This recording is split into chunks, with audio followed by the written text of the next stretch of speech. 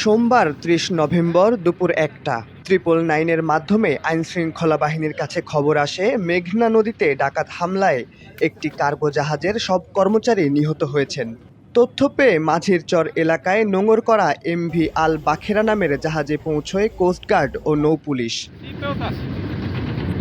জাহাজের ভেতর ঢুকে দেখা যায় এক একটি কেবিনে এক একজনের নিথর দেহ কম্বল দিয়ে মুড়িয়ে রাখা হয়েছে।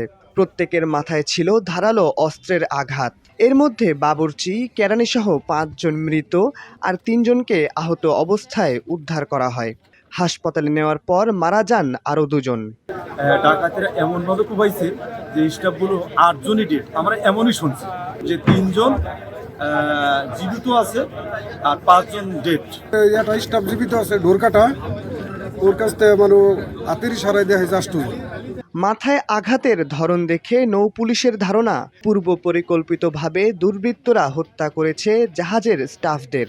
আমরা সংবাদ পেয়ে তাৎক্ষণিকভাবে চাঁদপুর নৌপুলিশ অঞ্চল থেকে আমি আমার সাথে অতিরিক্ত পুলিশ সুপার এবং সহকারী পুলিশ সুপারকে নিয়ে আমরা হরিণাঘাট নৌ পুলিশ ফাঁড়িতে আসি এবং আগে থেকেই এখানে আমাদের একটি স্পিড বোট রেডি করা ছিল।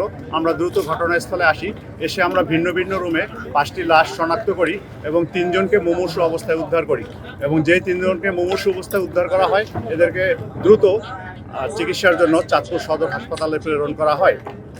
এখনো পর্যন্ত আমাদের প্রাথমিক কার্যক্রম চলছে।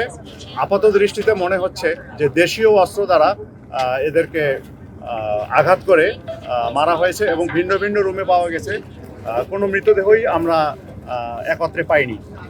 চট্টগ্রামের কাফকো সার কারখানা থেকে সার বহন করে সিরাজগঞ্জের বাঘাবাড়ির দিকে যাচ্ছিল জাহাজ এমভি আল বখেরা। ডেস্ক রিপোর্ট, দৈনিক ডেস্টিনি।